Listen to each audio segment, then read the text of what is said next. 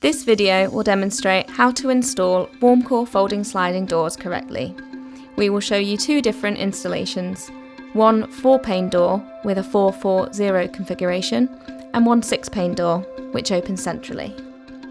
Before installing your WarmCore door, remove the old door, tidy up the aperture and protect the interior with a dust sheet. Make sure that you have measured the aperture before removing the old door and check that the new door will fit correctly. Check that the sill is level. Lay out DPC, replacing any old DPC that is damaged. Apply packers where needed on top of the DPC to level the sill.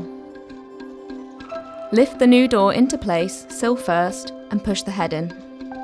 For large doors, make sure you have enough people lifting the door to avoid damage or strain. Check that the door is plumb and level, applying packers where needed.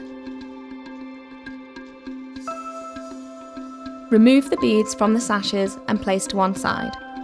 All the beads are numbered, so you will know the order for fixing them later. Before fixing the frame, you need to release the bogey wheels.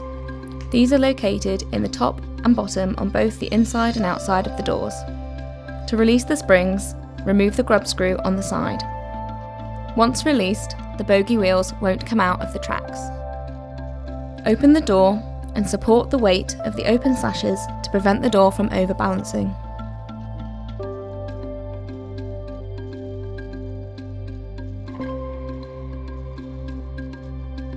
To fix the frame, start at the sides.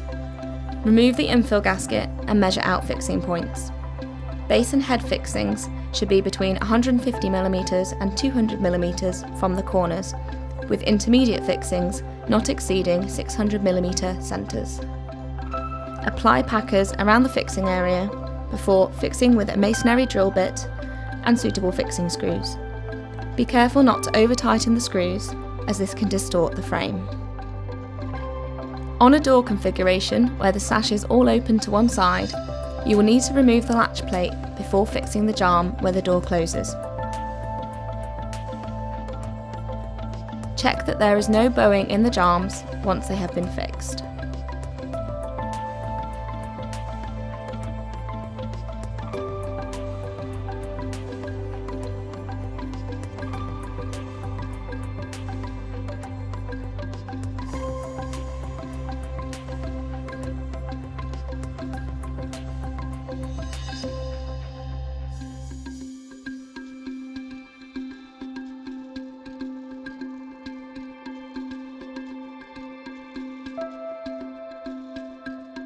You can fix the head in two ways. If you are using the same fixing method, you will need to countersink the screws to avoid them catching as the door opens and closes. Make sure you apply packers next to each fixing point and be careful not to over-tighten the screws. Alternatively, you can remove the top track first. The top track is cut 400mm from the ends so it can easily be removed. You can then fix the screws directly into the channel before replacing the track. Fix the frame to the sill using a steel drill bit to drill the holes and countersink the top. Fix with appropriate screws.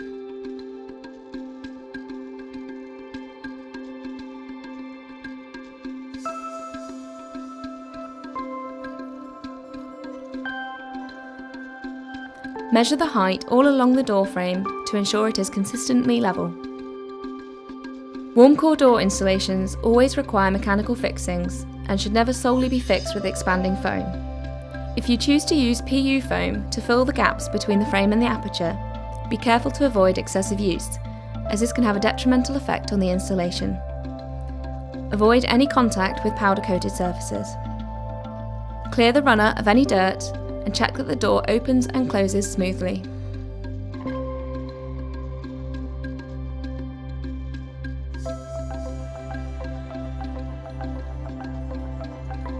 Along the length of the door, check the gaps at the head are the same size as the gaps between the sash and the sill.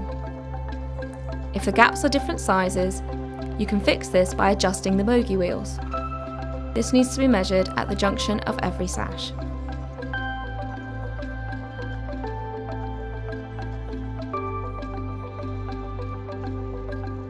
To access the bogey wheel adjustment, you need to remove the top screw and plastic washer and take out the second washer.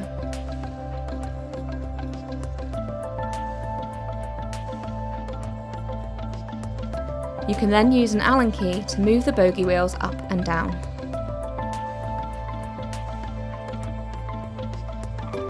To toe and heel the door correctly, you should start at one end and work your way inwards. For a door with sashes that all open in one direction, like this 4-4-0 configuration, you will need to start on the second sash in.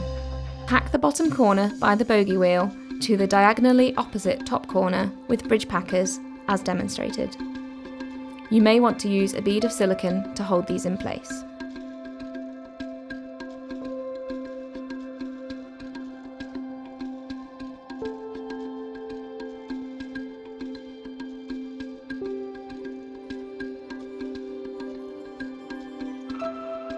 If the door has a toe and heeling device, ensure that you stick a packer to the device using the adhesive strip, so the metal doesn't come into direct contact with the glass. For doors without a toe and heeling device, apply a bridge packer in this corner instead. Apply another packer onto the bottom bridging packer before lifting the glass unit in. Once the glass unit is in place, pack the glass over the bridge packers with additional packers at hinge and lock points. Be careful not to overpack the sashes, as this can cause swelling. If the door has a toe and heeling device, you can tighten this as needed. Don't over tighten though, as this can cause damage to the glass unit. When applying the beads, check that you have the right beads for the right sash. These are clearly labelled with corresponding sash numbers. Fix the top bead first, followed by the bottom, then left, and finally right. You may find it easier to peel away the protective tape in the corners so it doesn't get stuck in the beads. When fixing the beads, ensure that you use the grey, softer side of the mallet to avoid any damage. When toe and heeling the next sash, you will pack in the opposite direction. When you have finished glazing, check that the door slides open and closes smoothly.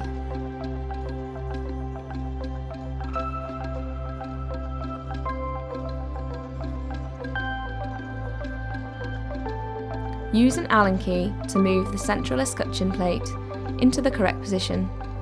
Tighten it to set in place. You can do the same for the top and bottom plates. Avoid setting them too tight, as this will make the door difficult to open and close.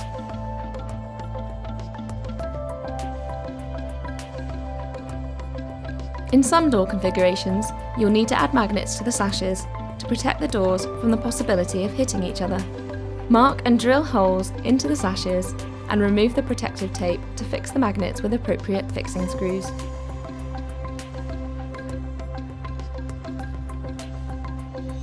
You can now remove the remaining protective tape, cut the packers flush to the edge of the door frame, mask the door off, and finish with a bead of silicone.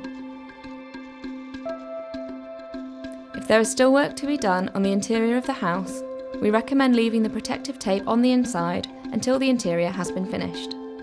Clear the runner again and apply silicone spray to the top and bottom runners to help bed them in. Clean the glass inside and out and check the hinges and handles are all working correctly. Before you finish, make sure you demonstrate to the homeowner the correct way to open, close and lock the doors. And don't forget to hand over the keys.